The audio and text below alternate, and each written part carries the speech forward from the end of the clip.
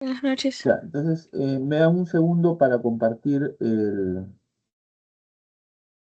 la separata que nos corresponde trabajar esta semana. Un ratito, ¿ya? Por favor.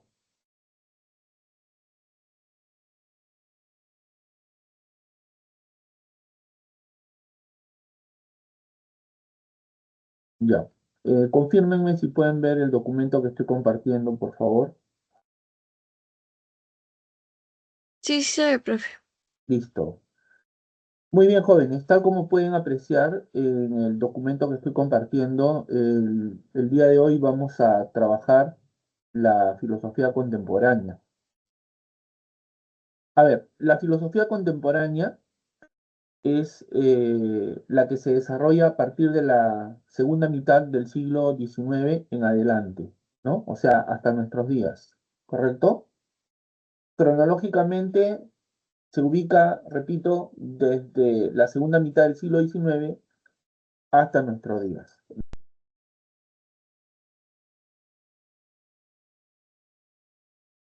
Las características propias de esta etapa de la filosofía. Por ejemplo, que la filosofía contemporánea eh, marca el surgimiento muchas corrientes filosóficas, ¿no? Orientadas hacia diferentes objetos de estudio, ¿no? Eh, no hay, como en las etapas anteriores, un solo objeto de estudio. Por ejemplo, recordemos que en la etapa moderna se estudia el conocimiento y las formas del conocimiento, las facultades que lo hacen posible, ¿no? O sea, pero todo gira en torno al conocimiento. En la filosofía contemporánea no es así. Se reflexiona sobre la ciencia, se reflexiona sobre el lenguaje, ¿no? Se reflexiona sobre la política, bueno, etcétera, etcétera, ¿no? No hay un objeto de estudio claramente definido, se puede decir así, ¿no? Y otra cuestión que es importante es que si bien, y pueden apreciarlo en el documento que estoy compartiendo, Eh, la filosofía de Hegel se le ha considerado como parte de la filosofía contemporánea.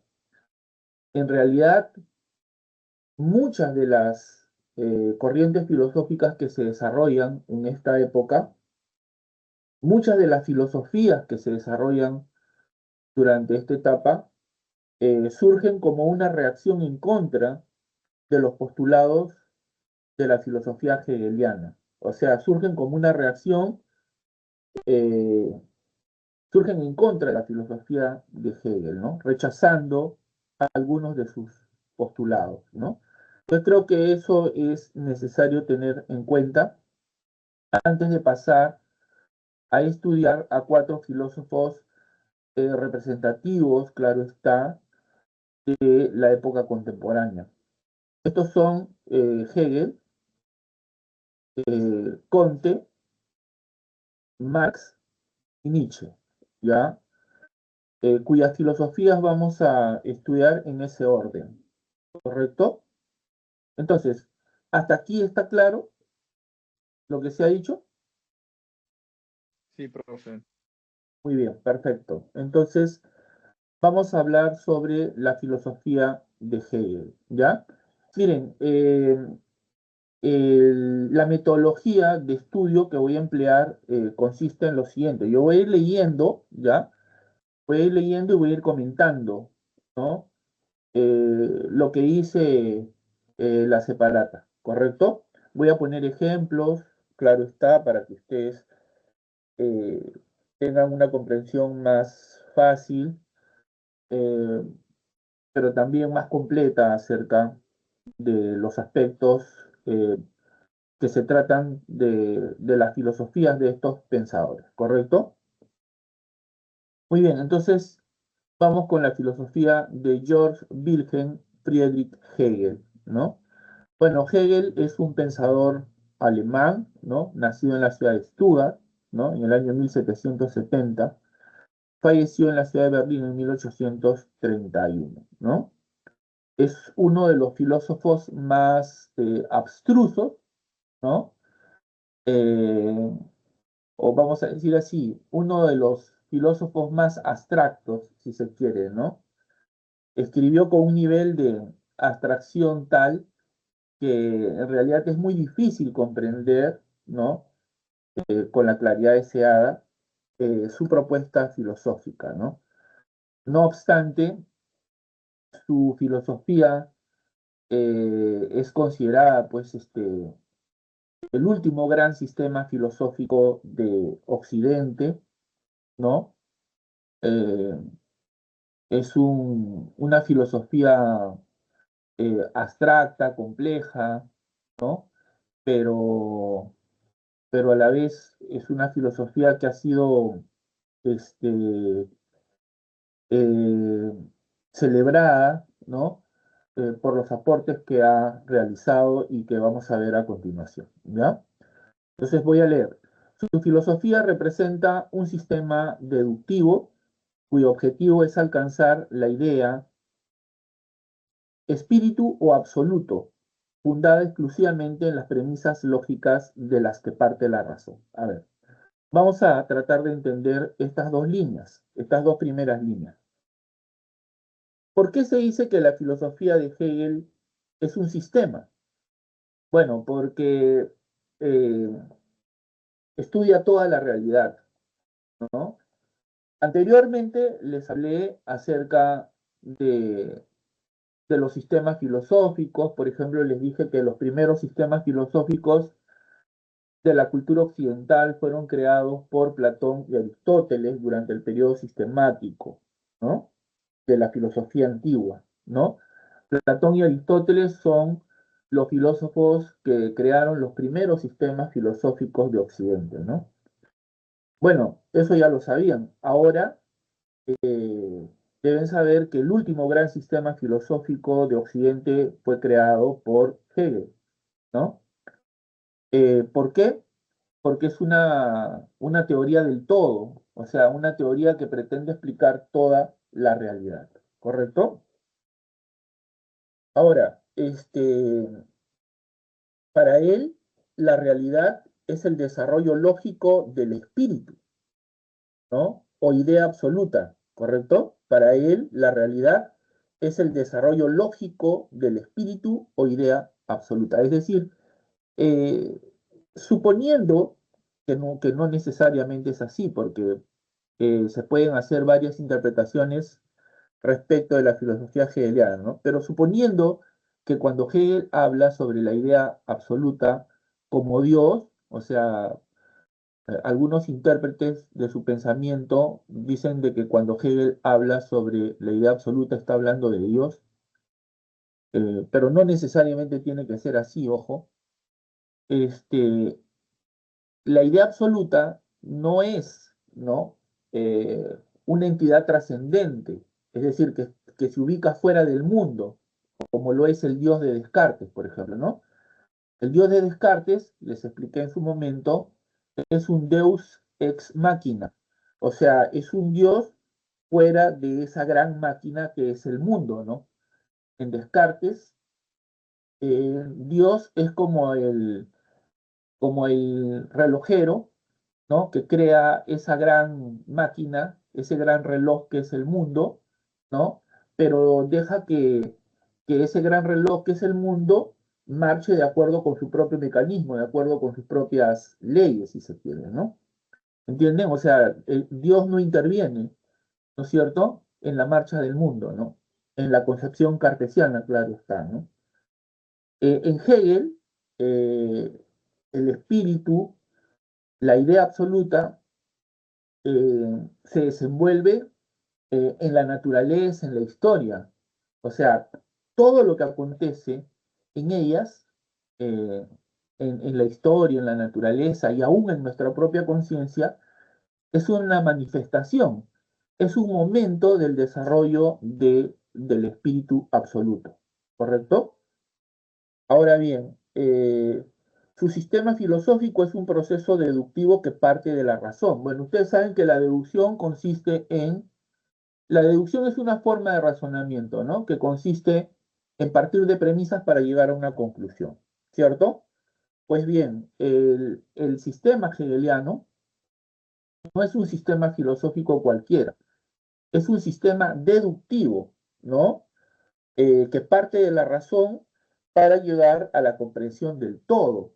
En este sentido, su filosofía tiene un carácter universal u holístico, o sea, totalizador, ¿no es cierto? Eh, pretende la comprensión de toda la realidad, ¿no es cierto? Ahora bien, la filosofía, según Hegel, no necesita la experiencia empírica como punto de partida, sino que puede deducir la realidad a través de un método dialéctico, ¿correcto? O sea, deduce la realidad a través de un método dialéctico. Ahora, ¿qué es la dialéctica? ¿En qué consiste la dialéctica? ¿Cuáles son las etapas de la dialéctica? Eso lo vamos a ver luego, ¿no? Pero creo que hasta aquí está claro, ¿no es cierto? Su filosofía representa un sistema deductivo cuyo objetivo es alcanzar la idea espíritu absoluto fundada exclusivamente en las premisas lógicas de las que parte la razón. Así, esta, o sea, la razón, deduce la realidad empírica. Mira, no se apoya en ella, no necesita de la realidad, sino que deduce la realidad empírica sin tener que apoyarse en ella, ya que la filosofía se caracteriza por su autonomía, por su necesidad, pero también por su universalidad, ¿no? La filosofía es, si se quiere, la herramienta con la cual logramos la comprensión de la realidad, ¿no? También llega a ser un saber holístico. Holístico quiere decir totalizador, integral, ¿no?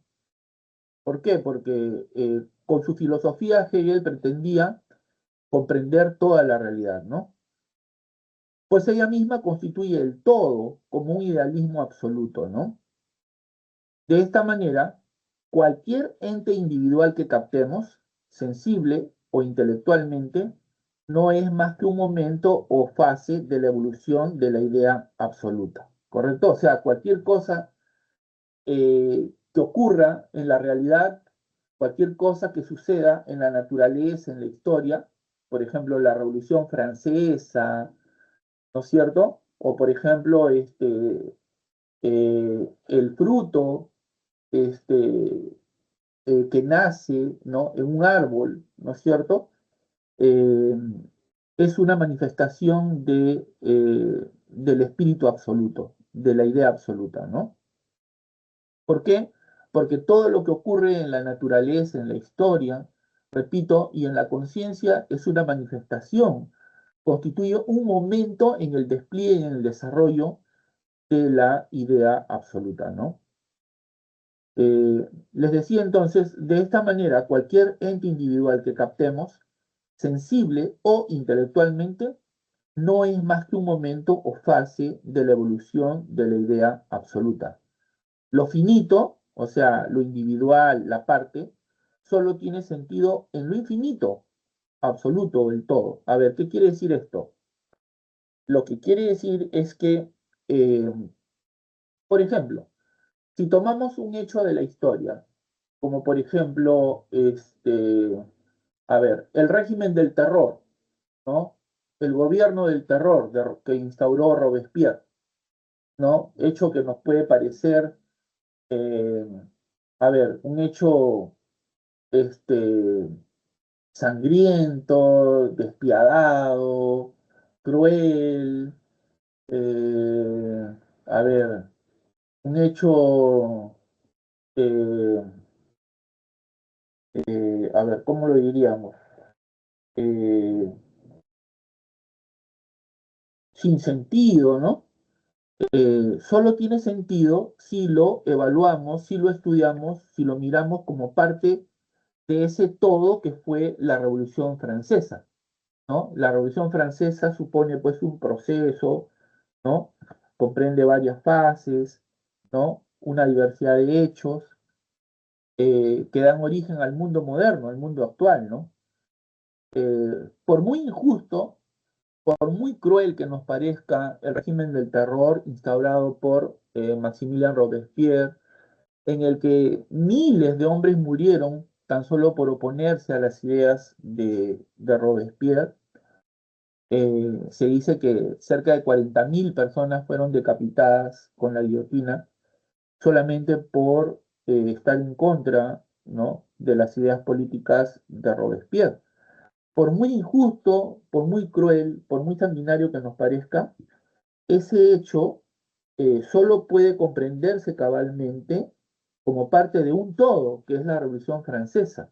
O sea, Hegel diría, en principio, que el régimen del terror no fue un hecho, no fue un hecho, a ver, cómo lo diremos? Casual, contingente, sino que fue necesario que ocurra, ¿no es cierto? Fue necesario que ocurra para que la Revolución Francesa diera nacimiento a los tiempos modernos, ¿correcto? O sea, lo finito, lo individual, lo particular, solo tiene sentido como parte de lo infinito, solo tiene sentido como parte del todo, solo tiene sentido como parte del absoluto, ¿no? Todo cuanto existe es constituyente, pues, de la idea absoluta, de manera que ésta deja de ser algo trascendente o separado del mundo, ¿no? Ya lo dije, ¿no? La idea absoluta no está separada del mundo, no es como en Descartes, cuyo Dios es un Deus ex machina, ¿no? O sea, un Dios fuera del mundo. La idea absoluta, de acuerdo con la filosofía hegeliana, se desenvuelve, recorre, ¿no es cierto? Se desarrolla eh, en la naturaleza, en la historia, ¿no? Y cada hecho que ocurre en la naturaleza, ¿no? Cada hecho que acaece en la historia, cada hecho que ocurre, ¿no? O cada situación que se presenta a nivel de la conciencia, constituye un momento en el desarrollo de la idea absoluta, ¿no? Hegel concibe la realidad como un desarrollo dialéctico o movimiento incesante que transcurre por necesidad. O sea, para Hegel, la realidad está cambiando permanentemente, ¿no? Creo que si ustedes han oído hablar de Heráclito, ¿no? Heráclito el Oscuro, pensador de la antigüedad, quien decía que lo único real es que todo cambia, ¿no es cierto? Y decía que el fuego, ¿no es cierto?, era el principio del cual provienen todas las cosas, porque el fuego, ¿no?, representa ese cambio incesante, esa lucha de contrarios, ¿no es cierto?, necesaria para que nazcan nuevas cosas, ¿no? Bueno, Hegel de alguna manera nos recuerda esta idea del viejo Heráclito, el oscuro, ¿no? Porque para Hegel la realidad, ¿no es cierto?, está en permanente cambio, ¿no es cierto? Hegel concibe la realidad como un desarrollo dialéctico, un movimiento incesante, pero ojo, los cambios que se producen en la realidad no se operan, no se producen de manera contingente, de manera casual, sino más bien ocurren por necesidad. ¿Por qué? Porque la realidad, ¿no es cierto?, eh, no se explica por la experiencia del mundo sensible, sino que su fundamento es la lógica de la razón. La realidad no se explica por la experiencia del mundo sensible, sino por la propia estructura de la razón, ¿no es cierto? La razón se despliega a sí misma en un proceso de tesis, antítesis y síntesis hasta llegar, ¿no?, a la verdad, ¿no? O sea, todo lo que ocurre en la historia, todo lo que ocurre en la naturaleza, ocurre de acuerdo con una lógica, tiene una lógica interna, por eso que es posible conocerla con la razón, ¿no? Porque lo que ocurre en la realidad tiene su propia lógica, que está constituida por tres momentos: tesis, antítesis y síntesis, ¿no? Por ejemplo, lo que les decía hace un momento, ¿no? Eh, si el día de hoy voy al jardín de mi casa y observo que el árbol que tengo plantado ahí, o en el árbol que tengo plantado ahí, hay una manzana. Bueno, si aplicamos la filosofía hegeliana o la dialéctica hegeliana, diríamos que ese fruto es la resultante, ¿no?, de un proceso, es la síntesis de un proceso, ¿no? Ese fruto primero fue una semilla, es el momento de tesis, de la afirmación, ¿no? Luego, esa semilla se convierte en un árbol, es el momento de la negación, algo distinto a lo que fue una semilla, ¿no? Y el proceso resultante de esos procesos anteriores es este, el fruto, ¿no? Que constituye la síntesis, ¿no es cierto?, de todo ese proceso, es la culminación, pero también el inicio de un nuevo proceso, porque como sabemos, ese fruto, ¿no es cierto?, o de ese fruto van a surgir nuevamente otras semillas, ¿no?, que darán origen a nuevos procesos, ¿cierto? Ahora, en Hegel es interesante esta idea de Aufhebung, Aufhebung, que quiere decir que al pasar de una fase a otra, no se deja de lado lo anterior. Claro, se deja de lado solo aquello que no sirve.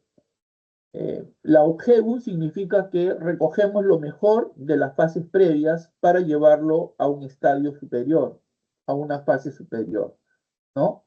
O sea, pasar a una nueva fase, ¿no? Recuerden que la dialéctica supone el tránsito tesis, antítesis, síntesis, ¿no?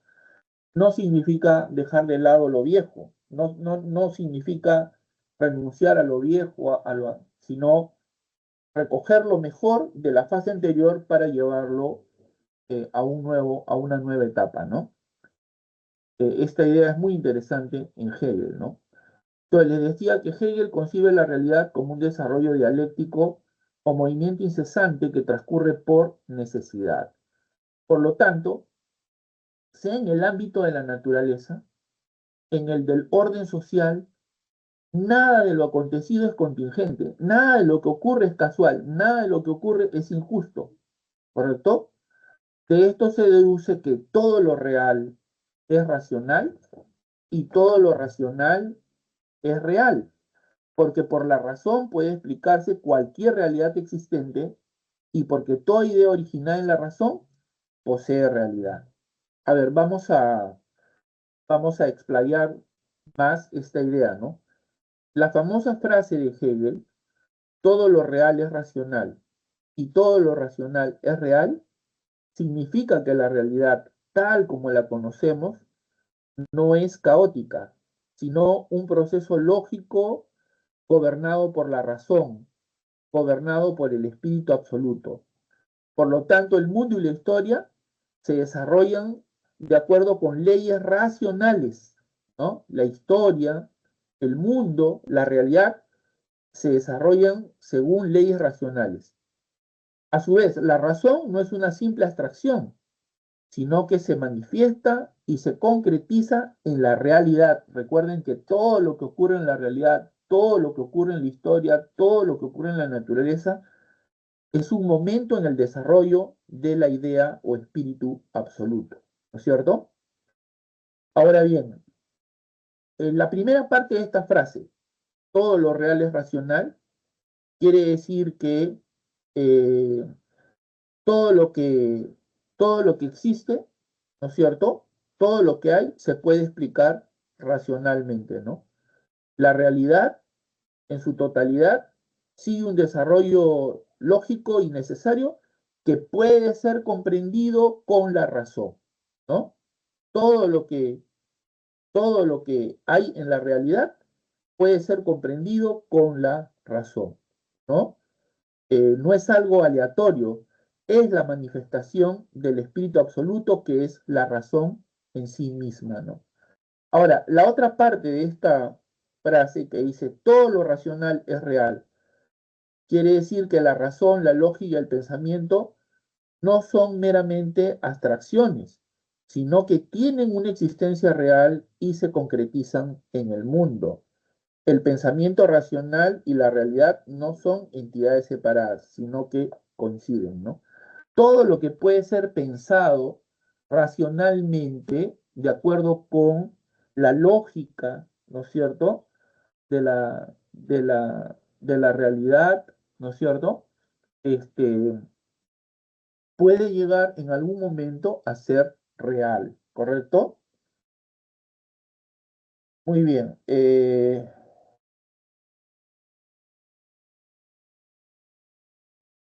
Ahora, Hegel considera que el progreso es el proceso histórico del desarrollo de la libertad. Aquí hay que advertir que eh, ya con Hegel se evidencia la idea de progreso, ¿no? Progreso en la historia, ¿no? Eh, progreso en la cultura, con todo lo que ella comprende, ¿no? Hay progreso, ¿no? Pero que ese progreso es el proceso del desarrollo de la libertad, ¿no?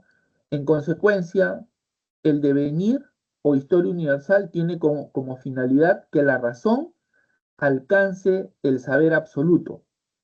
Cuando la razón alcanza el saber absoluto, alcanza pues la mayor libertad posible, ¿no? Es decir, la comprensión de todo lo real como necesario, que es la propia libertad. De estas líneas se sigue que para Hegel la libertad es conocimiento. Bueno, esta concepción es nueva en la historia de la filosofía, porque si nos damos cuenta, anteriormente se habían desarrollado otras formas de entender la libertad. Por ejemplo, la libertad como dominio de nuestras pasiones. Libre es aquel que posee autodominio, que no es esclavo de sus pasiones, que no se deja gobernar por sus emociones, ¿no? Sino que tiene control de ellos, ¿no? Los estoicos desarrollaron esta concepción, ¿no? O por ejemplo, en el siglo XX, los existencialistas entendían que la libertad es la capacidad de elegir entre dos o más alternativas, ¿no? Es más, Sartre, Jean-Paul Sartre, uno de los filósofos existencialistas más representativos, al igual que Martin Heidegger, decía que el hombre no es libre de dejar de ser libre. Es decir, está condenado a ser libre. Es un preso de su libertad. ¿Por qué? Porque su existencia o la existencia implica tener que elegir a cada momento, a cada instante, ¿no? Esa es otra forma de concebir la libertad. Pero en Hegel, ¿no es cierto? Según lo que hemos visto, la libertad supone conocimiento, ¿no? O sea, mientras más conocemos, más libres nos hacemos, puesto que dejamos de lado las cadenas, ¿no es cierto?, de la ignorancia, de los prejuicios, bueno, etcétera, ¿no? En consecuencia, el devenir o historia universal, les decía, tiene como finalidad que la razón alcance el saber absoluto, es decir, la comprensión de todo lo real como necesario que es la propia libertad. Considera que la idea, espíritu o absoluto, pasa por diferentes fases históricas, ¿no? La historia universal es un conjunto de fases o épocas históricas, ¿no? Por ejemplo, la historia universal se compone de etapa antigua, etapa medieval, etapa moderna, etapa contemporánea, ¿no? Bueno, todas estas épocas se van sucediendo dialécticamente en un progresivo avance hacia la realización de la libertad a través del Estado. Eh, es decir, eh, cada etapa de la historia supone un avance, ¿no? Del conocimiento, pero también un avance de la libertad, ¿no es cierto? El hombre va conociendo más y a la vez se va haciendo más libre, ¿no? Eh, Asimismo, o sea, el Estado, no debe ser entendido como aquel que restringe la libertad de los individuos, sino más bien como el único medio para garantizar que estos vivan en libertad dentro de un orden establecido. Bueno, Hegel consideraba que su filosofía, la filosofía desarrollada por él, obviamente, había logrado la comprensión del absoluto, ¿no? Eh, con su filosofía, el espíritu, la idea, el absoluto, había logrado su cometido, o sea, la comprensión de toda la realidad, ¿no? Claro, ustedes podrían decir, ah, qué humilde que era Hegel, ¿no? ¿No es cierto? Él pensaba que su filosofía, ¿no? Eh, representaba la culminación de este proceso por el cual la idea espíritu absoluto logra el conocimiento de toda la realidad, ¿no es cierto? Y con ello, ¿no? Logra la máxima libertad. Ahora, Hegel decía, por ejemplo, que con la Revolución Francesa nacen los tiempos actuales, los tiempos modernos, ¿no? Eh, el hombre deja de ser un siervo y se convierte en un ciudadano, ¿no es cierto? Nace el Estado moderno, el Estado tal como lo concebimos actualmente, ¿no? Eh, ese Estado es el que eh, garantiza la existencia de derechos y también libertades, ¿no? Y protege esos derechos y protege esas libertades, ¿no? En otras palabras, el Estado es la única entidad, ¿no es cierto?, capaz de proteger la libertad de los individuos, ¿no? Claro está que esta es una concepción que será criticada por filósofos que vienen después. Por ejemplo, para Marx, el Estado no es la institución que garantiza la libertad y el derecho de los individuos, sino todo lo contrario. Para él, el Estado es un instrumento de dominación al servicio de una clase, ¿no? Para imponer su dominio sobre otra clase social. Y lo mismo pasa con Nietzsche, ¿no? Porque Nietzsche tiene, digamos, una idea, digamos, relativamente parecida a la de Marx, porque para Nietzsche el Estado también es un medio de dominación, ¿no? Un medio de dominación que sirve para que los hombres con espíritu de siervo, los hombres débiles, los hombres inferiores, ¿no? Llevados por su resentimiento, se impongan sobre los hombres con espíritu de señores, por encima de los hombres de espíritu aristocrático, ¿no? O sea, es un medio para dominar también, ¿no? Sin embargo, repito, para Hegel el Estado es la institución que hace posible la libertad de los individuos, ¿no? Jóvenes, hasta ahí todo claro. Sí, Por favor, profe, para Hegel, la dialéctica es tesis, antítesis y síntesis. exacto, tiene tres momentos: tesis, antítesis y síntesis, efectivamente. Ahora, el marxismo, ¿no? Que es la filosofía fundada por Marx y Engels, recobra, ¿no es cierto?, o toma la dialéctica de Hegel, pero le da su propia interpretación. La dialéctica marxista también se compone de tres momentos: tesis, antítesis y síntesis, pero la diferencia está en que la dialéctica hegeliana es de carácter idealista, ¿no? Porque sostiene que el principio de todo es la idea, ¿no? La razón, el espíritu absoluto. En cambio, la dialéctica marxista es una dialéctica materialista, puesto que parte o toma como punto de partida la materia, ¿no? ¿No es cierto? Ahí hay una diferencia importante. ¿Hasta ahí está claro? ¿Sí? ¿Está claro, jóvenes? Por favor, necesito saber para poder continuar. ¿Todo claro? Sí, profe. Muy bien, pasamos ahora al positivismo. El positivismo es una filosofía fundada por el filósofo francés Auguste Comte, o bueno, Augusto Comte, como también se le llama, ¿no?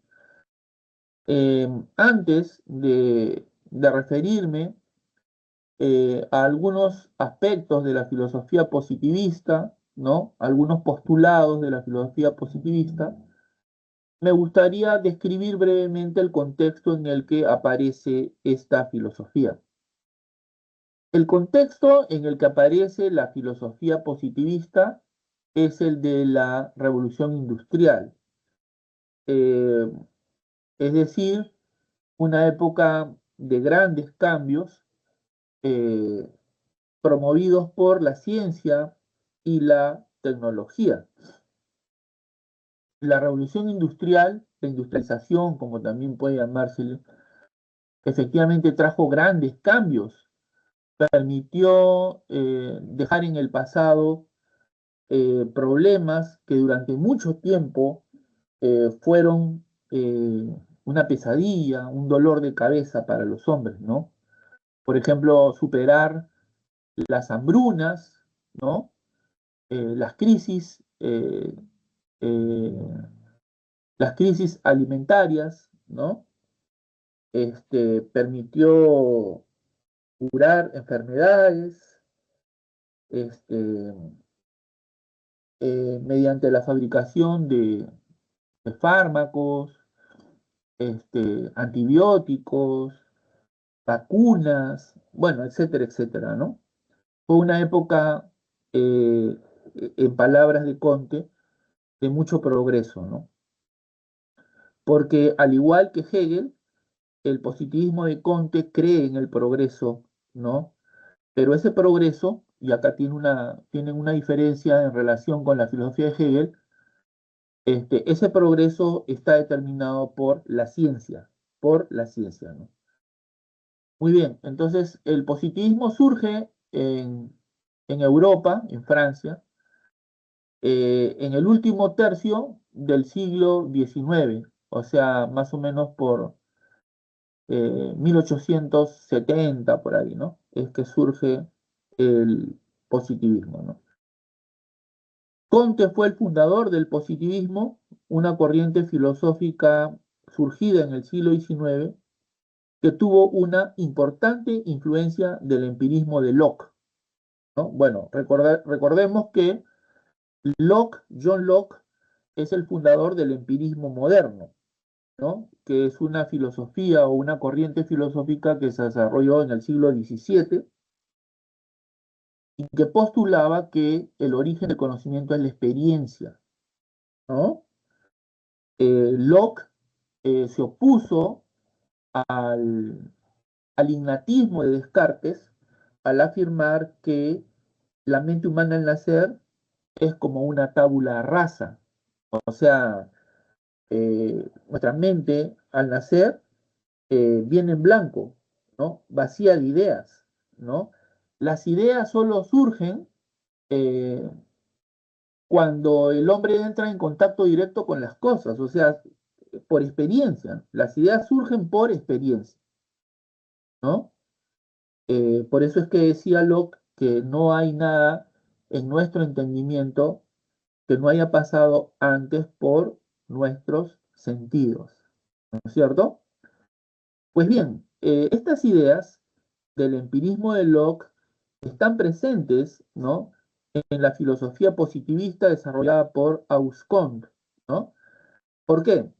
Porque la palabra positivismo alude a los hechos positivamente dados. Profe, ¿y qué cosa es un hecho positivamente dado? O sea, un hecho real, un hecho del cual tenemos experiencia sensible, que puede ser observado, que puede ser medido, que puede ser comprobado, ¿no? Empíricamente, claro está, ¿cierto? Entonces, positivismo viene de hecho positivo, o sea, hechos reales, ¿no? Observables, comprobables, ¿cierto? Muy bien. Ahora, Como sistema filosófico, el positivismo tiene tres características. Es realista porque sostiene que el conocimiento positivo se refiere a lo real, se refiere a los hechos, ¿no? Motivo por el cual tiene que ser constatado por medio de la experiencia sensible externa. Para el positivismo, en este sentido, el único conocimiento válido, el único conocimiento que trae consigo el progreso es la ciencia, ¿no? Es la ciencia. Eh, bueno, los críticos del positivismo rechazaron su reduccionismo cientificista, porque todo lo reducen a la ciencia, ¿no? Eh, reaccionaron contra su deificación de Dios, ¿no? Porque haber convertido a la ciencia en una diosa, ¿no? ¿No es cierto? Por haber sostenido que solo el progreso proviene de la ciencia, ¿no? ¿No? Muy bien. Pero por otro lado, el positivismo es práctico porque tiene fines utilitarios. Claro, el objetivo más ambicioso de Comte o de Comte era crear una sociedad positivista. Su finalidad era hacer reingeniería social. O sea, hay que volver a diseñar una sociedad sobre la base de la ciencia. Hay que desterrar todo aquello que genera oscuridad, todo aquello que genera confusión de ideas, todo aquello que es fuente de atraso, todo aquello que es fuente de ignorancia. ¿Y qué es todo eso? La religión, la superstición, la magia, la metafísica en general. De ahí que el lema del, del positivismo fuese basta de metafísica, paso a los hechos, ¿no? O sea, basta de metafísica, ¿no? Paso a los hechos, claro, a los hechos tal como ellos los entendían, pues, ¿no? O sea, los hechos positivamente dados, o sea, observables, ¿no? Mediante el método científico, ¿no? Comprobables, bueno, etcétera, ¿no? Sus lemas eran saber para prever, prever para proveer, el amor por principio, el orden por base, el progreso por fin. Bueno, de acuerdo con sus ideales positivistas, Conte quería desterrar la religión, ¿no? Quería desterrar la religión, pero Conte no era ingenuo. Sabía pues que la religión está fuertemente arraigada en el espíritu de los hombres, ¿no? Sabía que era algo muy difícil, razón por la cual decide crear una nueva religión para la humanidad, ¿no? Tomando como base, ¿no es cierto?, al cristianismo, ¿no? Con sus principios, con sus prácticas, con su organización, ¿no? Propia de la iglesia cristiana, toma como base y crea una nueva religión para la humanidad, la religión positivista, ¿no?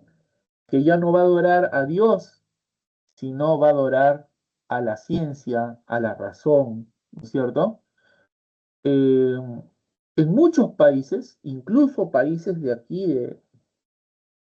de América, del continente americano, más específicamente América del Sur, se construyeron templos positivistas donde se adoraba, ¿no es cierto?, a la razón y a la ciencia. Por ejemplo, entre esos países americanos donde el influjo del positivismo kantiano, en su versión kantiana, eh, pegó tanto que se construyeron templos positivistas, ¿no? Estos países fueron México y Brasil, por ejemplo, ¿no? Aún hoy, en México, en Brasil, uno puede advertir la presencia de esos templos que en algún momento fueron construidos o en todo caso organizados para la adoración de la ciencia y la razón humana, ¿no? Como un recuerdo, pues, de una época que para algunos es una época de estupidez, de ceguera también, ¿no? Pero bueno, por otro lado, el positivismo es relativista porque, como Comte decía, el único principio absoluto es que todo es relativo. Rechazó toda posibilidad de obtener un conocimiento absoluto y aquí podemos darnos cuenta de algo que les dije al inicio. Muchas filosofías contemporáneas surgen rechazando algunos de los postulados de la filosofía hegeliana, ¿no? Aquí tienen, por ejemplo, un ejemplo, ¿no?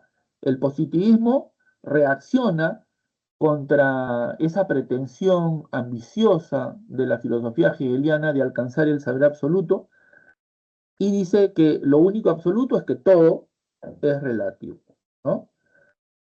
Comte también sostuvo que la evolución del espíritu humano recorre tres estadios o tres fases que representan las tres fases por las que atraviesa el hombre en su conquista del saber. Profe, ¿y cuáles son esas fases? Bueno, la fase teológica, ¿no? Donde predomina el mito, donde predomina la religión, donde predomina la superstición, ¿no? La superchería, ¿no? Predomina la explicación religiosa o mágica para explicar fenómenos que no se pueden explicar de otra manera, ¿no?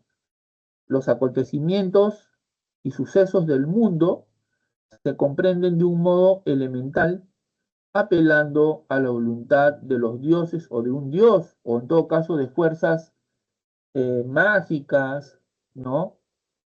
De, de entidades mágicas, ¿no?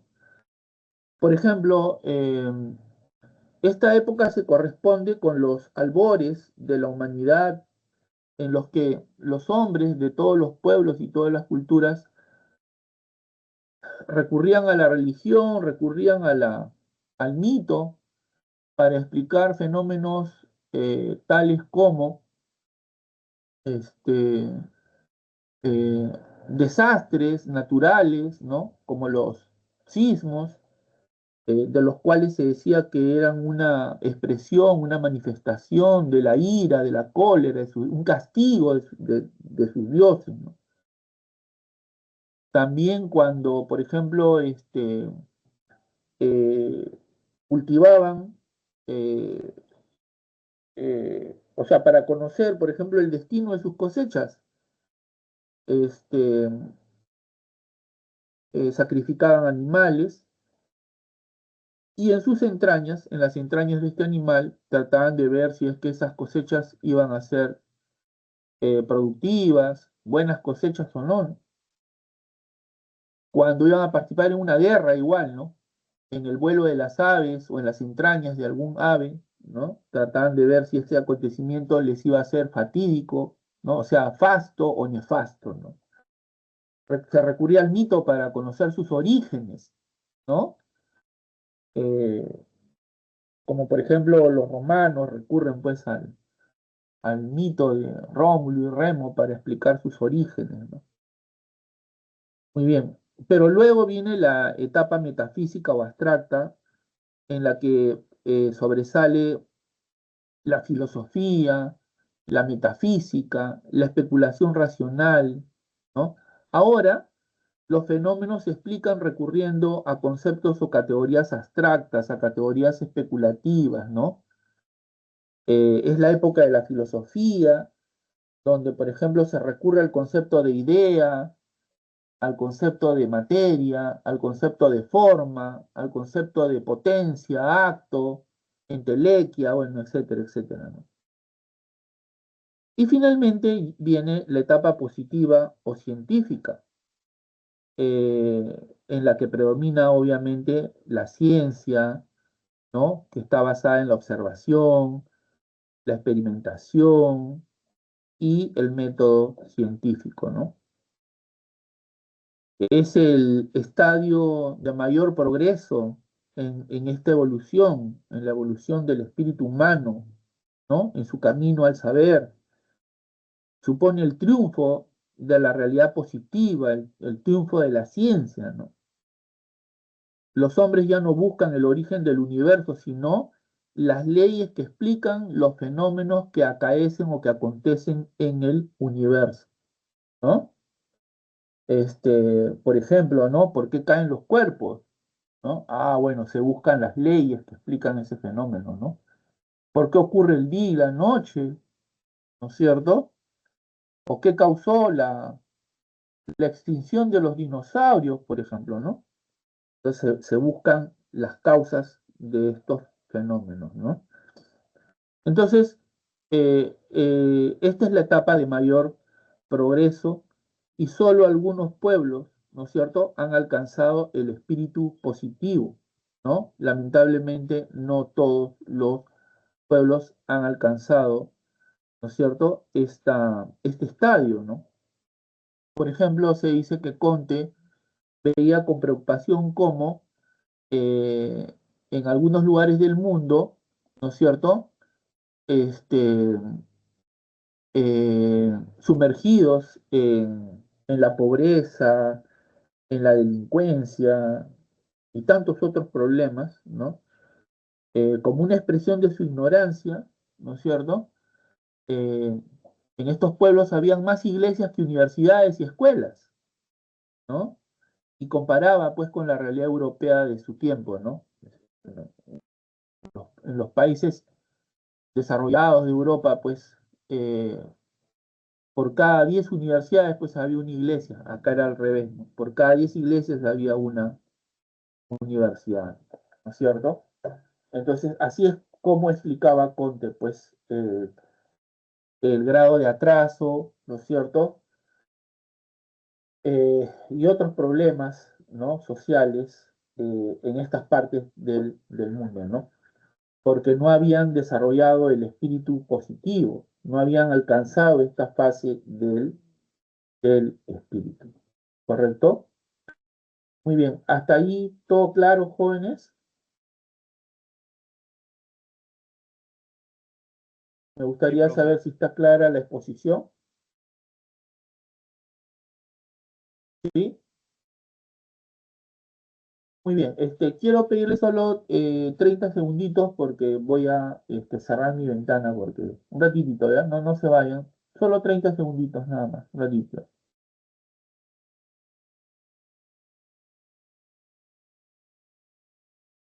Eso explica que en el Perú, por ejemplo, no encontremos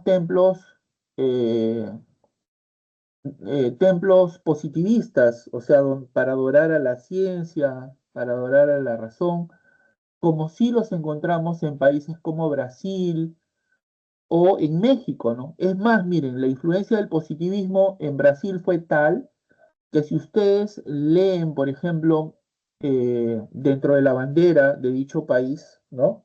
En la que predomina el color verde, ¿cierto? Al medio hay un rombo, dentro de ese rombo hay un mundo y una cinta que envuelve el mundo con el lema del positivismo que es orden y progreso, pero en portugués, ¿no es cierto? En portugués, orden, orden y progreso, ¿no? Orden y progreso, ¿no? En portugués, ¿no? Bueno, era el lema del positivismo, pues, ¿no? Para que vean el grado de influencia que tuvo el positivismo en ese país, ¿no? En el Perú no, porque como les dije, pues, la versión del positivismo que se impone en países como el Perú es distinta a la, al positivismo de Conte, ¿no?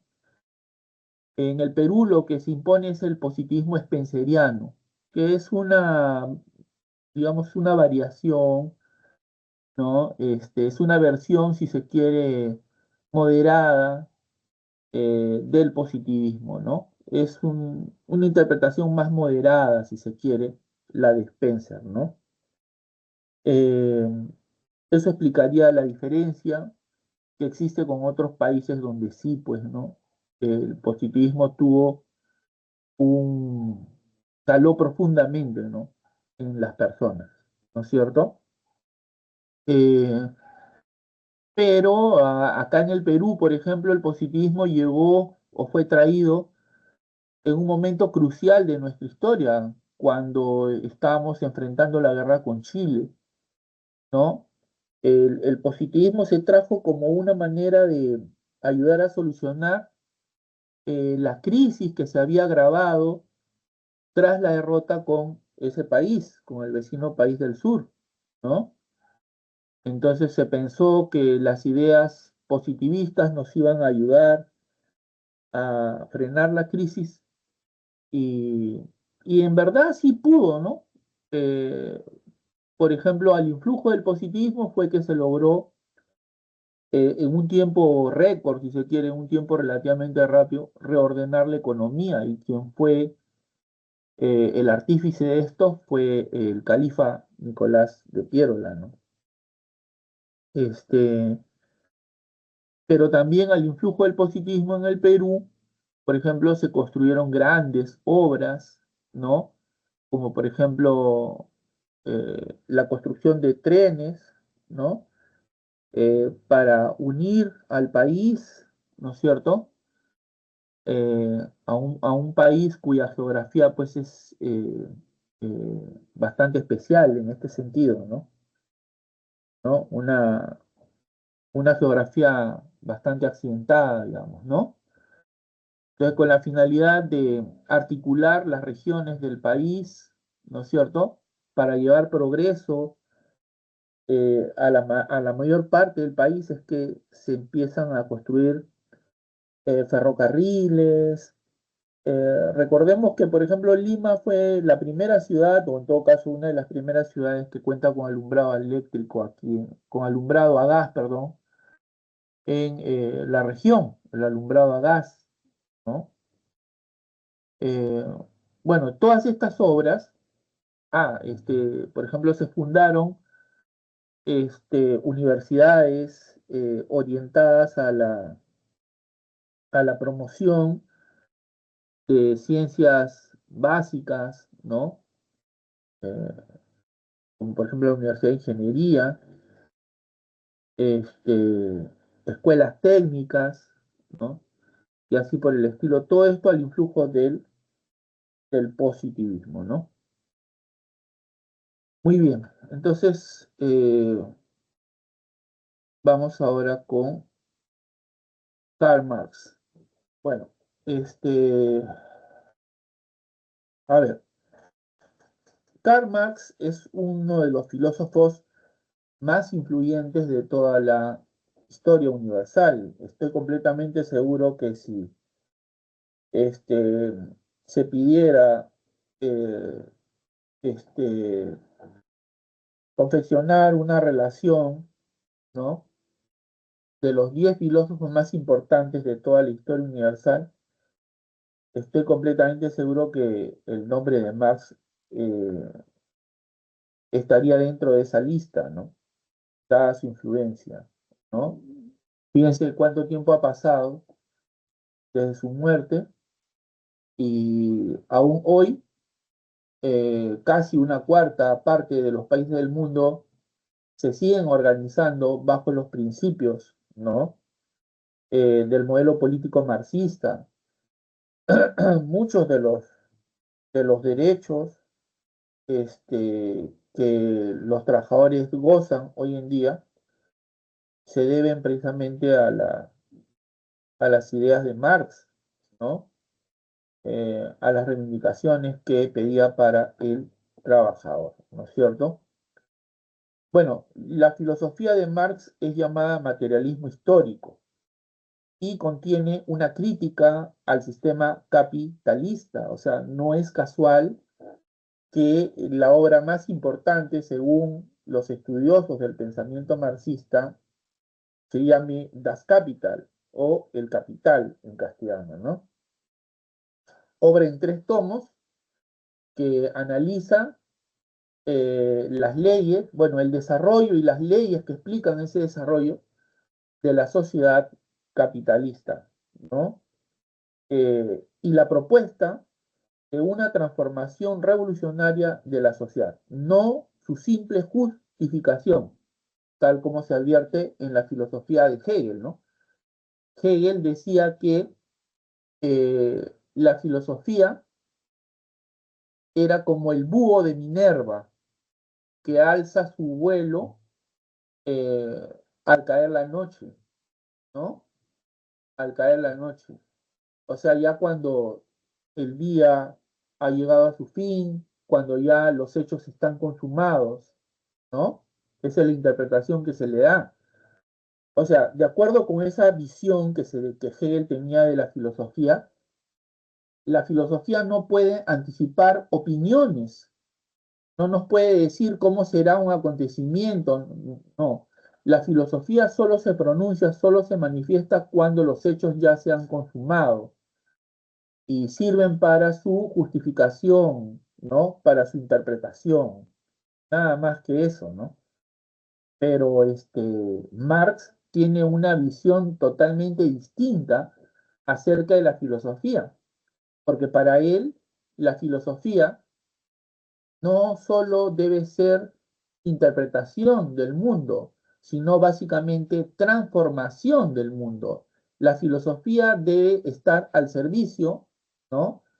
De una clase social que en el capitalismo la constituye el proletariado, para crear una sociedad sin clases, una sociedad libre de explotación, de explotadores y explotados, una sociedad justa donde la riqueza producida se reparta equitativamente entre todos, de acuerdo con el principio de eh, a todos de acuerdo con sus necesidades y todos de acuerdo a sus posibilidades. O sea, las personas deben aportar, ¿no?, a la construcción de una sociedad más humana y más justa de acuerdo con sus posibilidades. Por ejemplo, en materia tributaria, los que ganan más deben tributar más, ¿no? Y a cada quien hay que darle según sus necesidades, o sea, a los que necesitan más, por ejemplo, ¿no?, a los sectores menos favorecidos hay que darles más, ¿no? Ese era el principio de justicia del marxismo, ¿no? Para Marx, la sociedad capitalista es una sociedad injusta, es una sociedad oprobiosa, es una sociedad clasista, es decir, dividida en clases sociales, es una sociedad eh, eh, basada en la explotación del hombre por el hombre, ¿no? Al mismo tiempo, Engels, Federico Engels, amigo de Marx, ¿no es cierto?, y cofundador del marxismo, él era hijo de- del dueño de una fábrica, provenía de una familia adinerada. Es más, Engels ayudaba económicamente a Marx para que Marx dedicara muchas horas diariamente a investigar y a escribir, ¿no? Por ejemplo, durante su exilio en Inglaterra, se dice que Marx pasaba la mayor parte de su tiempo, ¿no? A veces 12 horas, ¿no? Metido en la biblioteca de Londres, ¿no? Investigando, ¿no? Nutriéndose de las ideas de los grandes economistas como Adam Smith, David Ricardo, entre otros, ¿no? Eh, de ahí pues la comprensión tan cabal, tan completa que tenía del sistema capitalista, ¿no? Obviamente, la finalidad del marxismo es la transformación revolucionaria de la sociedad. La filosofía debe ser un instrumento no solo para interpretar la sociedad, sino para transformarla, ¿no es cierto? Para bajar el cielo a la tierra, para construir un paraíso comunista, ¿no? Donde los hombres puedan vivir libres de explotación, ¿no es cierto? donde puedan satisfacer sus necesidades eh, sin apremio, digamos, ¿no? Muy bien. Al mismo tiempo, Federico Engels estructuró la filosofía del materialismo dialéctico, que es la explicación del desarrollo dialéctico de la naturaleza para descubrir a partir de esta ley fundamental el devenir del mundo material. Bueno, Engels entonces emplea el materialismo dialéctico para estudiar las leyes que rigen la naturaleza, para comprender las leyes de la naturaleza, así como Marx emplea el materialismo histórico para entender la historia y las leyes que rigen a la sociedad, especialmente a la sociedad capitalista, ¿no? Entonces, repito, Marx emplea el materialismo histórico para comprender las leyes de la historia y las leyes que rigen el desarrollo social, especialmente el de la sociedad capitalista. Engels emplea el materialismo dialéctico para explicar el desarrollo dialéctico de la naturaleza, para explicar las leyes que rigen la naturaleza, ¿no? Ahí está, ahí hay una diferencia importante. Por ejemplo, aquí en el Perú, José Carlos Mariátegui, ¿no? Que es uno de los grandes pensadores de la realidad nacional, empleó el materialismo histórico para analizar los problemas más importantes del Perú de su época, ¿no?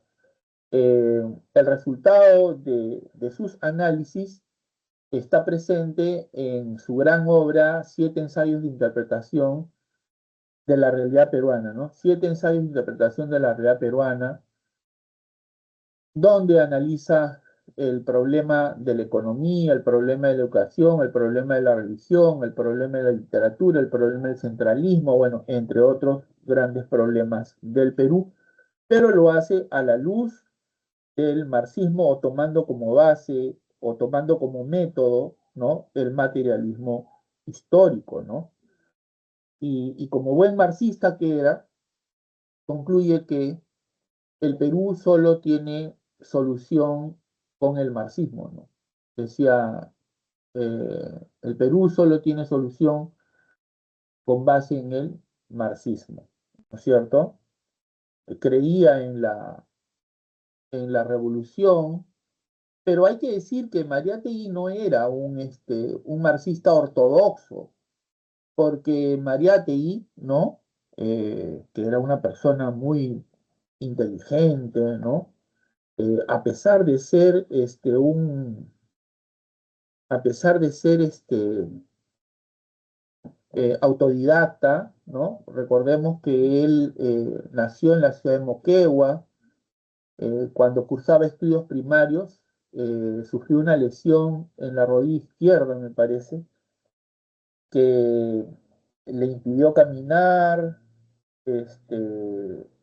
bueno, limitó sus movimientos hasta que le amputaron la pierna y bueno, eh,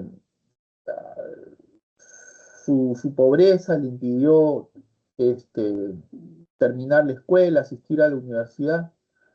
Entonces, lo que él hace es dedicar su tiempo pues a formarse por sí mismo, o sea, se volvió un autodidacta, ¿no? Autodidacta es el que estudia por su cuenta, ¿no? Autos, yo mismo, didactoi, o sea, aprende, ¿no? Aprende por sí mismo, ¿no? Entonces, eso hizo Mariátegui, ¿no? Mariátegui sabía de que la realidad del Perú era muy diferente a la europea. De ahí pues que eh, no tomase, eh, no tomase el marxismo como un calco y copia, ¿no? Al contrario, ¿no? Él decía El marxismo no debe ser calco ni copia. No debemos calcar o copiar la realidad de ciertos países europeos donde había triunfado la revolución comunista al Perú, porque el Perú tiene una realidad totalmente distinta, ¿no? Donde, por ejemplo, hay más campesinos que proletarios, dado el número de fábricas que había en el Perú en ese tiempo, que eran escasas, ¿no?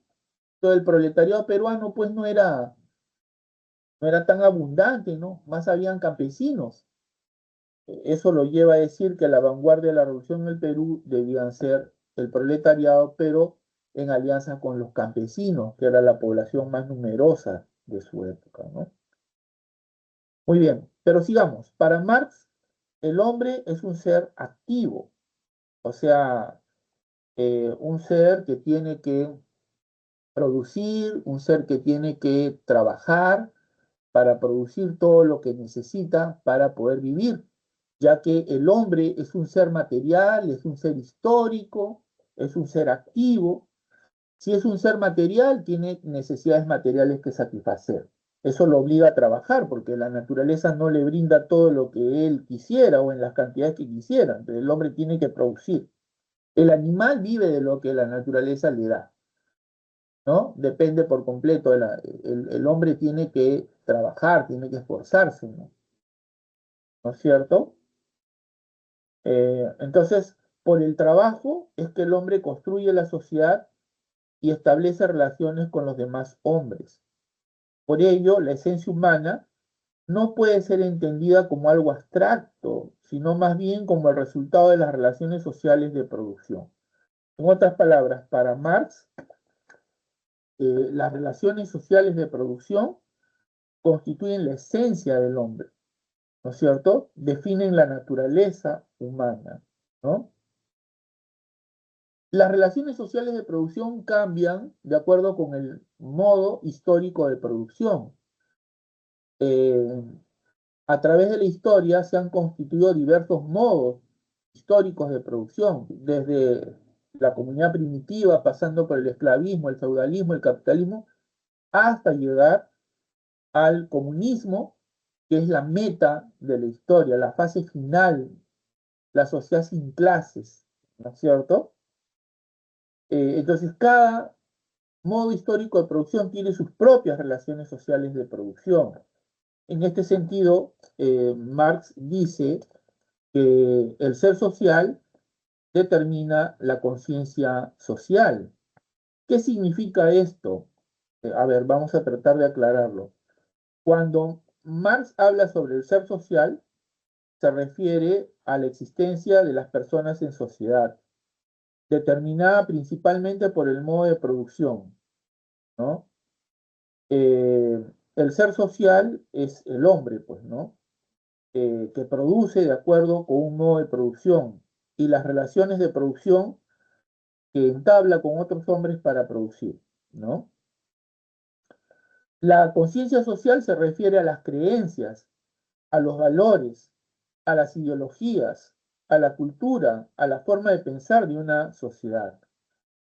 Obviamente Marx cree que esta conciencia no es autónoma, sino que la conciencia social, o sea, esas ideologías, esos valores, etcétera, son un producto de las condiciones materiales de existencia, ¿no? Por eso dice, el ser social determina la conciencia social, ¿no? No es la conciencia la que determina la vida, sino al revés, la vida la que determina la conciencia, ¿no? Esta perspectiva, conocida como materialismo histórico, sugiere que para entender a una sociedad se debe empezar por analizar su economía, ¿no? Para entender a una sociedad hay que entender las bases materiales que aseguran la existencia de la gente. O sea, hay que analizar la economía y la forma en que las personas trabajan y se organizan para producir, ¿cierto?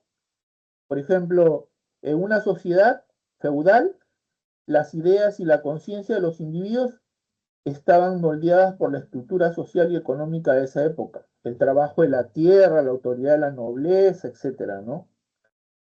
Ahora bien, bajo el capitalismo, la conciencia de un trabajador estará influenciada por su posición en la estructura de producción, sus intereses como miembro de una clase social y la ideología dominante de esa época, ¿no? El trabajador tiene sus propios intereses, su propia forma de pensar, como lo tiene pues el empresario, ¿no? Obviamente sus intereses son contrapuestos, ¿no es cierto? Eh, el empresario buscará pues obtener la mayor utilidad, la mayor ganancia que pueda, mientras que el trabajador pues buscará este, la forma de obtener un trabajo que le permita pues satisfacer la mayoría de sus necesidades, ¿no? ¿No es cierto? Y de estas luchas, ¿no es cierto?, de intereses es que, de estos conflictos, es que van naciendo nuevas realidades, ¿no es cierto? Muy bien. Por último, es famosa la siguiente tesis de Marx. Los filósofos han tratado de interpretar de diversos modos el mundo, pero de lo que se trata es de transformarlo. Aquí también tienen una alusión a Hegel. Yo empecé diciendo que eh, muchas de las filosofías que surgieron en la época contemporánea surgen como una reacción contra los postulados hegelianos, ¿no? La filosofía de Hegel busca que justificar o interpretar los hechos que ya se han producido. ¿Recuerdan la expresión de Hegel? La filosofía es como el ave, como el búho de Minerva que levanta su vuelo al anochecer. Bueno, Marx dice, los filósofos han tratado de interpretar de diversos modos el mundo, pero no se trata de interpretarlo solamente. De lo que se trata fundamentalmente es de transformar el mundo, ¿no? Según esta tesis, Marx concibe la filosofía no tanto como una interpretación, sino sobre todo como transformación del mundo, ¿no? La filosofía está al servicio de la revolución. La filosofía es, si se quiere, el instrumento ideológico al servicio del proletariado, ¿no? ¿Recuerdan cómo, cómo termina eh, el manifiesto comunista de 1848, ¿no? Escrito por Marx, obviamente, y que dice, proletarios de todo el mundo unidos, ¿no? Antes dice, tienen mucho que ganar y muy poco que perder, ¿no? Entre lo que tienen que perder están sus cadenas, ¿no? ¿Qué es lo que tienen que ganar? Bueno, un mundo nuevo, ¿no es cierto? Por eso invita a todos los proletarios del mundo a unirse, ¿no es cierto? Los filósofos han tratado de interpretar de diversos modos el mundo, pero de lo que se trata es de transformarlo. Según esta tesis, Marx concibe la filosofía no tanto como interpretación, sino sobre todo como transformación del mundo. Por ello criticó la filosofía de Hegel por su carácter contemplativo e idealista, ¿no? Muy bien, ¿qué les ha parecido, jóvenes? ¿Hasta ahí todo claro? Me gustaría que se manifiesten alguna pregunta, alguna inquietud. ¿Ninguna? Muy bien, entonces, ¿podemos seguir? ¿Podemos continuar? Pasamos a presentar al último filósofo de esta serie, que es Friedrich Nietzsche, ¿ya?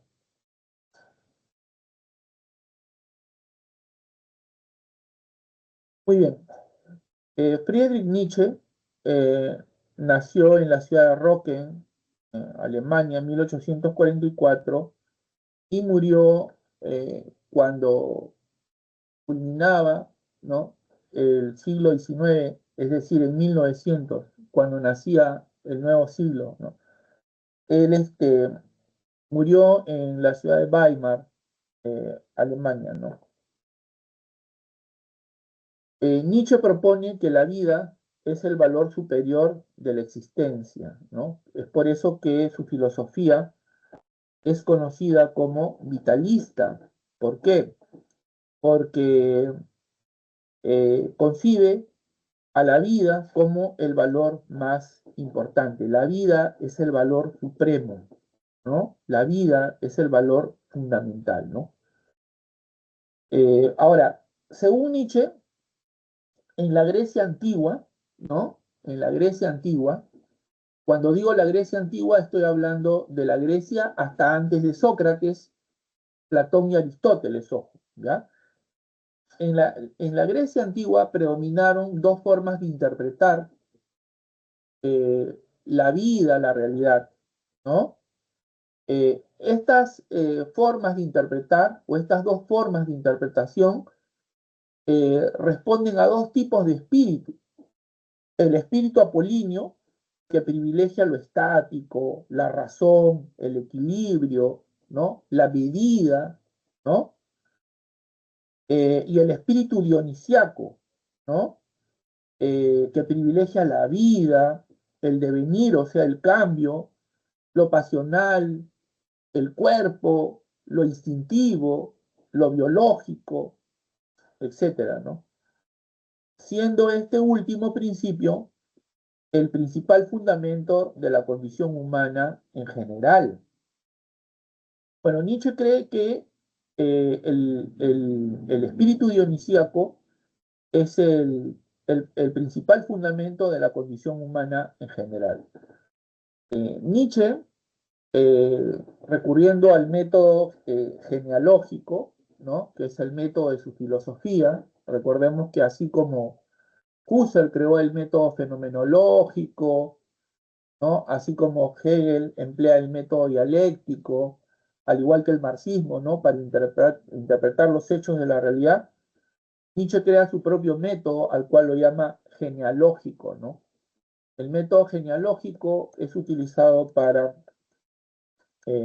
estudiar los hechos de la realidad, ¿no? Empleando el método genealógico, Nietzsche encuentra que genealógico viene de génesis, ¿no? Que quiere decir origen, ¿no?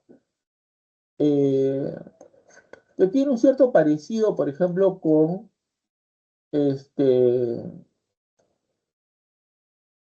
la etimología, ¿no? La etimología consiste en determinar el origen de una palabra, ¿no? Para ver cómo esta palabra ha ido cambiando a lo largo del tiempo, ¿no? Por ejemplo, a ver, la palabra, a ver, la palabra maestro, ¿no? Eh, o la palabra pedagogo, ya, pedagogo, ¿no? Que viene de paidos, que quiere decir niño, y agogos, que quiere decir conductor. En la antigua Grecia, el pedagogo era el esclavo que conducía al niño a eso que más tarde se llamaría escuela, ¿no? Eh, pero posteriormente, la palabra pasa a designar la labor que realiza la persona que enseña conocimientos, que transmite conocimientos a las personas, ¿no? O sea, hay un enriquecimiento de esta palabra, ¿no? Se ennoblece, ¿no? Bueno, algo parecido sucede con el método genealógico. El método genealógico consiste en ir a los orígenes de un concepto para ver cómo ha ido cambiando a lo largo del tiempo, ¿no? Se aplica no solo a conceptos, sino también a ciertos hechos, ¿no? Eh, por ejemplo, Nietzsche dice que en la antigua Grecia, o la antigua Grecia estaba regida por el principio dionisiaco, ¿no? Que, repito, enaltece la vida, el cuerpo, lo físico, ¿no es cierto? Lo biológico, el impulso, la pasión, la emoción, el cambio, ¿no? Pero luego el espíritu dionisiaco, ¿no es cierto? Con todos los valores que se desprenden de este espíritu, es sustituido es reemplazado por el espíritu apolíneo. Eso ocurre a partir de Sócrates, ¿no? Con Sócrates se produce este cambio, ¿no? Y se acentúa unos siglos después, cuando el cristianismo se convierte, pues, en una religión importante, ¿no? Según Nietzsche, además, la vida debe ser concebida como voluntad de poder, es decir, voluntad de ser más, de crear, de superarse, de ennoblecerse y de vivir en general, ¿no? Para Nietzsche, eh, la voluntad de poder está presente en todo, ¿no? No solo en los seres vivientes, sino también en la materia inorgánica, ¿no? En todo cuanto existe, eh, en las rocas, eh, en las montañas, en la arena, en el mar, que encontramos en los océanos, en los lagos, en los ríos, en las plantas, en los animales, en los hombres, en todo está presente la voluntad de poder, que es esa gran fuerza que nos lleva a siempre hacia adelante, ¿no? A siempre ir hacia adelante, ¿no? Eh, en el caso del hombre, la voluntad de poder es esa fuerza que lo lleva a tratar de superar los escollos, las limitaciones, los obstáculos, los problemas que suelen presentarse en la vida, ¿no? Y de ir siempre hacia adelante, ¿no? No dejarse vencer, ¿no? Esa es la voluntad de poder. Pero Nietzsche dice que el cristianismo, que es uno de los fundamentos de la sociedad occidental, eh, ha debilitado la voluntad de poder, impide que la voluntad de poder actúe con toda su fuerza en el hombre, ya que el cristianismo, con su visión de las cosas, es decir, para el cristianismo, el hombre recién empieza a vivir cuando muere, ¿no? Eh, eh, el cristianismo con esa visión resignada de las cosas, hace que el hombre pues se aletargue, ¿no? Y como si fuera un burro de carga, cargue sus sufrimientos, sus dolores sobre la espalda, porque la vida, según esta concepción, la verdadera vida, ¿no? Empieza cuando uno muere, ¿no? ¿No es cierto? Obviamente Nietzsche cree que esa concepción es falsa, que el cristianismo se apoya en una gran mentira, que es que existe una vida posterior a esta, ¿no? Según Nietzsche, claro está, ¿no? Entonces, el cristianismo ha debilitado la voluntad de poder en el hombre, ¿no es cierto? Impide la realización de la voluntad de poder en el hombre, ¿no? No deja que la voluntad de poder actúe en el hombre, ¿no? Por eso es que Nietzsche dice, lanza una maldición contra el cristianismo y bueno, contra todas sus ideas o todos sus postulados, ¿no? Eh, Como por ejemplo que debemos resignarnos, que debemos poner la otra mejilla si alguien nos golpea, bueno, etcétera, etcétera, ¿no? La filosofía de Nietzsche encierra una crítica radical a los fundamentos de la cultura occidental, pues esta tuvo su origen en una religión y una moral que han suplantado e invertido los valores vitales, negando los instintos humanos y promoviendo la renuncia a los placeres mundanos. Claro, como ya les dije, según Nietzsche, ¿no? Con base en su método genealógico, en la antigüedad griega, en la Grecia antigua, predominó el espíritu dionisiaco que ensalzaba la vida, la fuerza, el orgullo, el valor, ¿no es cierto? La venganza, ¿no? Pero luego todo eso pasó a ser malo, ¿no? cuando el espíritu dionisiaco, perdón, cuando el espíritu apolíneo, perdón, sustituye al espíritu dionisiaco, todo eso ya es visto como malo, ¿no? El orgullo, la fuerza, es visto como algo malo, ¿no?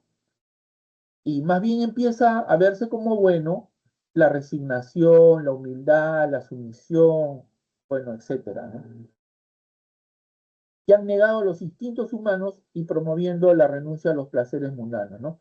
Que nos hacen ver el cuerpo, lo instintivo, como algo malo, como algo pecaminoso, ¿no? A propósito, eh, el gran psicólogo Sigmund Freud, el padre del psicoanálisis, decía de que muchas enfermedades eh, nacen como consecuencia o surgen como consecuencia de que reprimimos ciertos sentimientos, ciertas emociones que son consideradas pecaminosas, ¿no? Que son vistas como algo malo, ¿no? ¿No?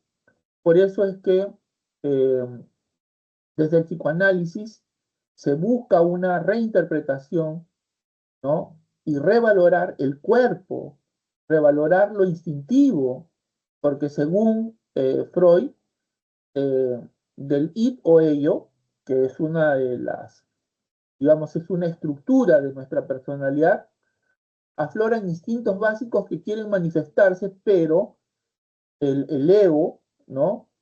O, perdón, que el superego o superyo, que representa la conciencia moral, reprime, digamos, esas demandas instintivas, ¿no? Por ejemplo, cuando un niño pequeño quiere tocarse los órganos genitales como una forma de explorar su cuerpo, como una forma de satisfacer un placer natural, y la madre le dice, no hagas eso porque eso es caca, eso es cochino, ¿no?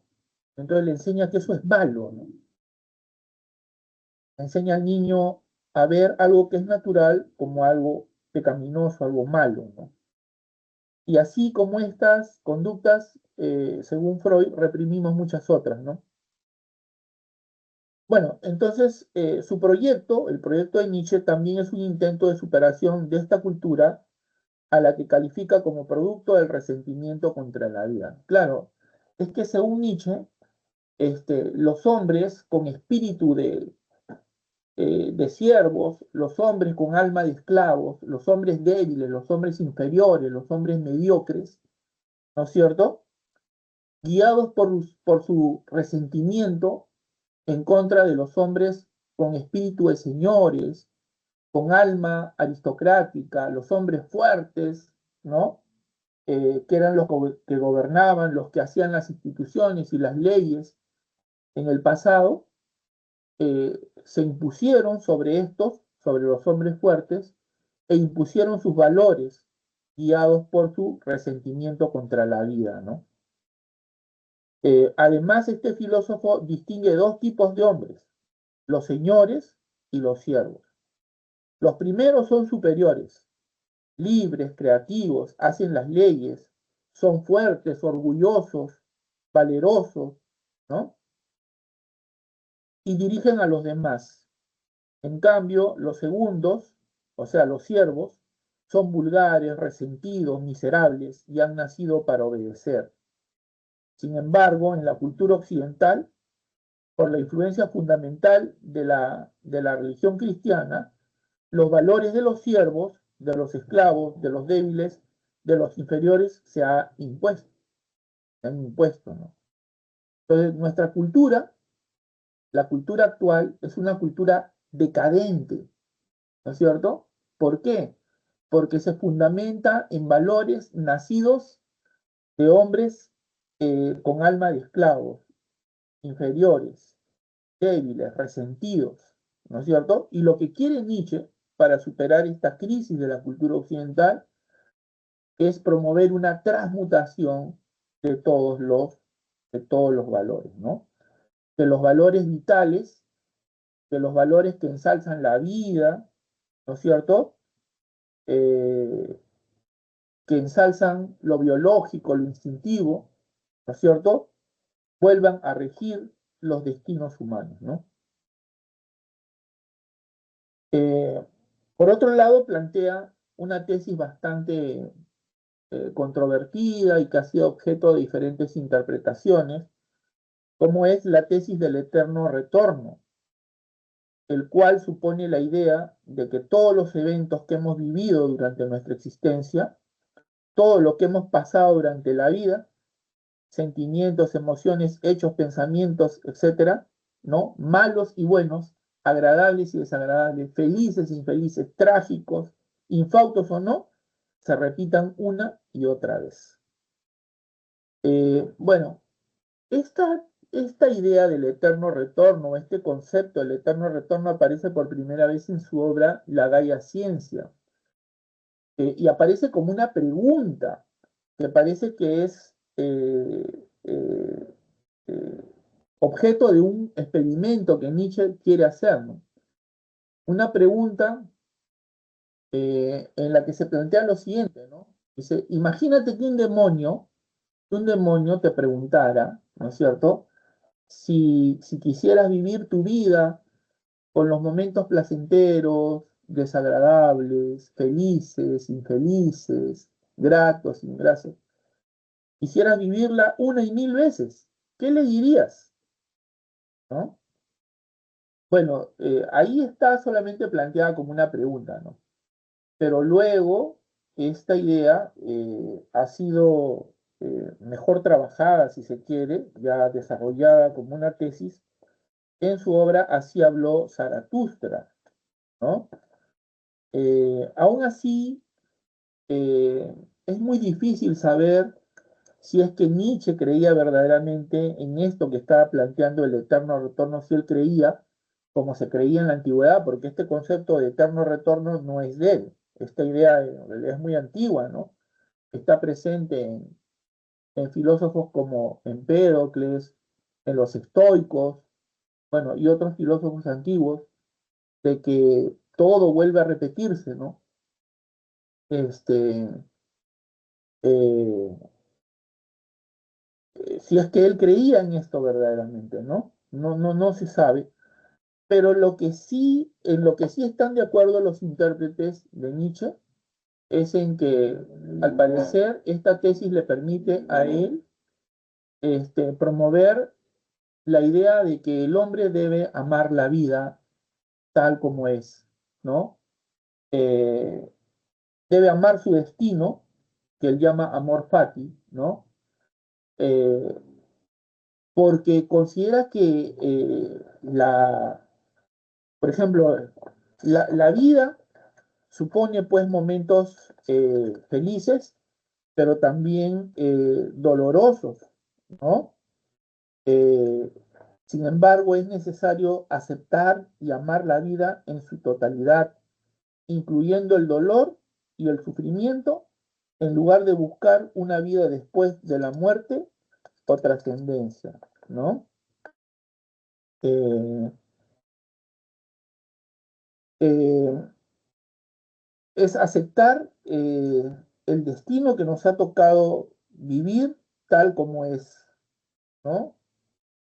Eh, o sea, todo esto tiene implicaciones muy importantes porque, por ejemplo, nos obliga a evaluar nuestra vida, a evaluar nuestras decisiones, nuestros placeres, nuestros dolores, nuestras relaciones, ¿no es cierto?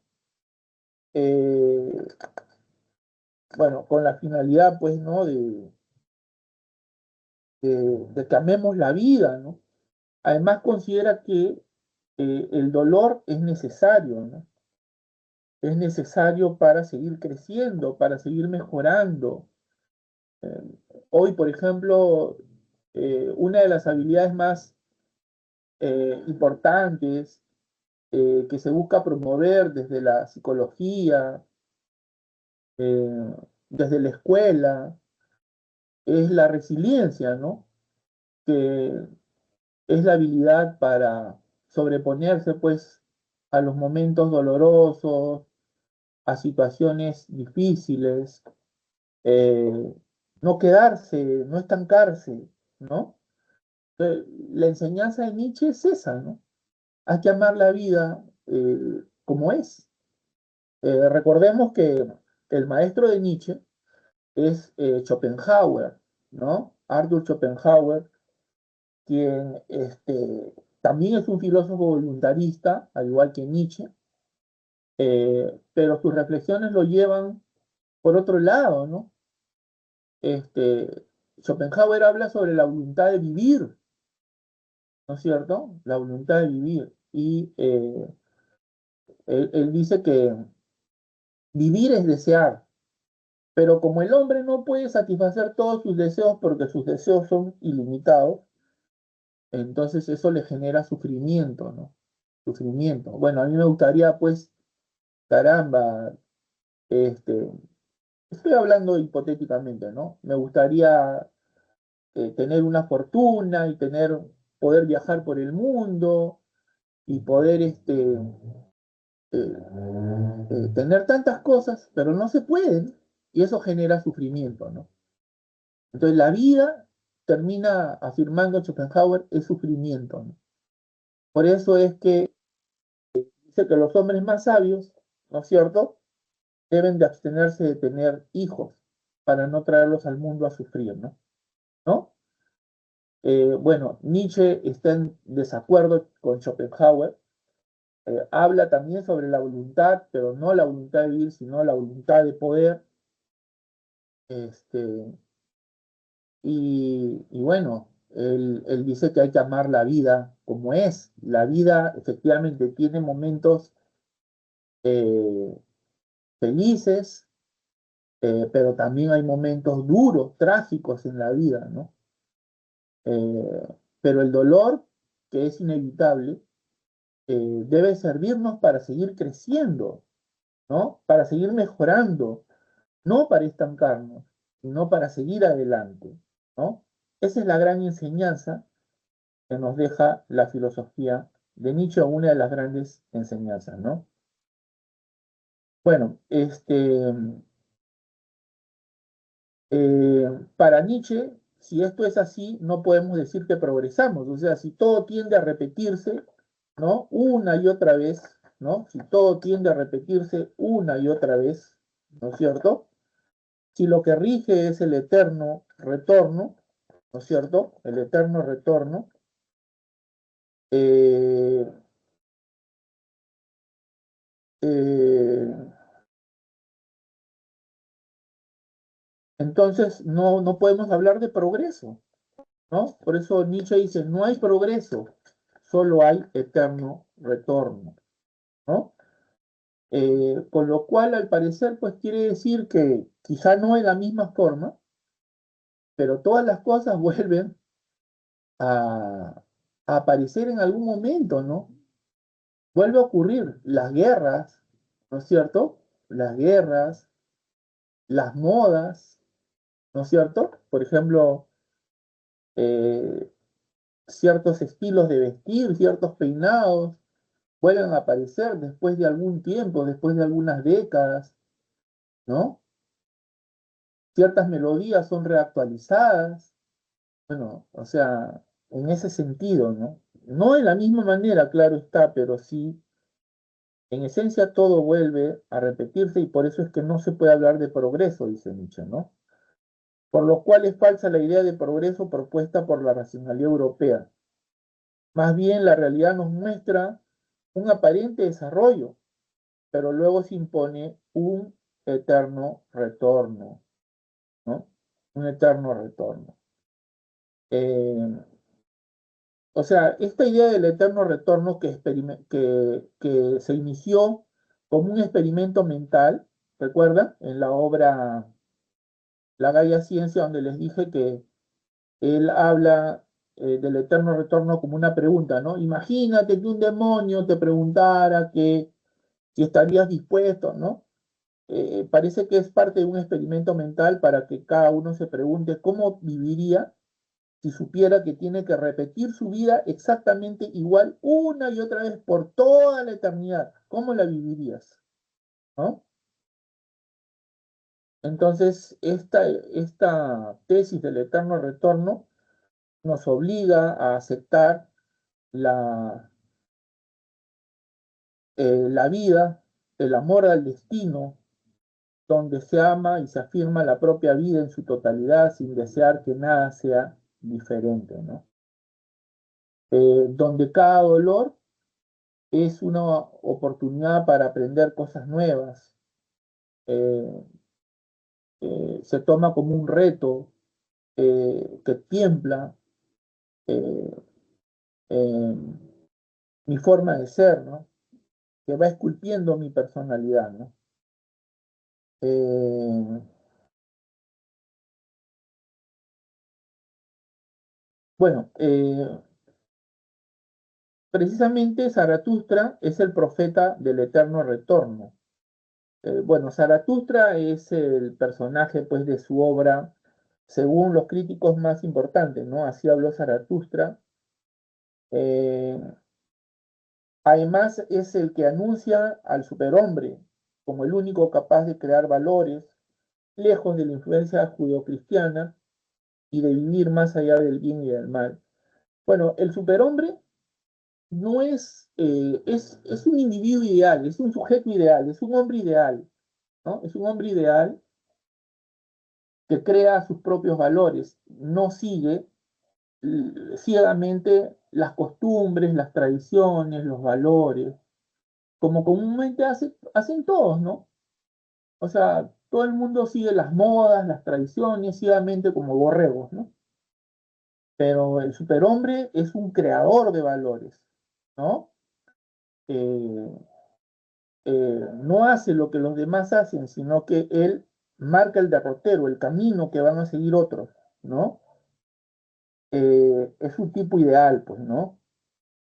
Eh, pero señala como condición para la aparición del superhombre la muerte de Dios, que claro está, es una muerte en sentido figurado, porque Nietzsche era ateo, ¿no?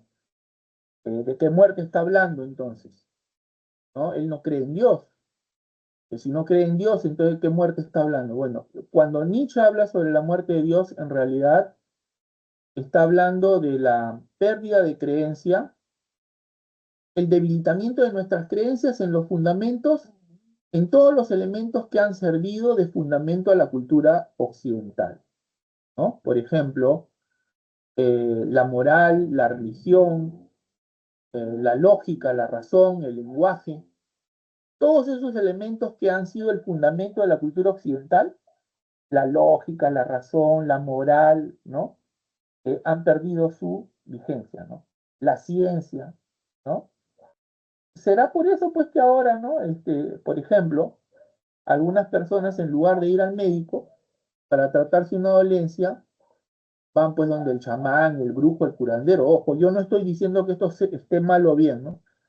Simplemente lo que estoy diciendo es porque se ha debilitado la creencia, pues, en la ciencia, en la medicina occidental, ¿no? Y por eso es que hay mucha gente que piensa, pues, ¿no? Que estas prácticas, ¿no? La medicina natural, bueno, es tan efectiva como la otra, ¿no? Entonces les da lo mismo hacer una cosa que otra, ¿no?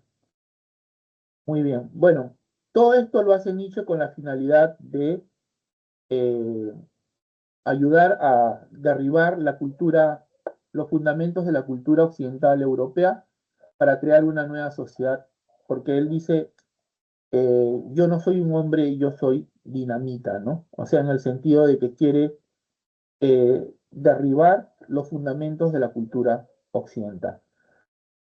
Muy bien, les doy las claves.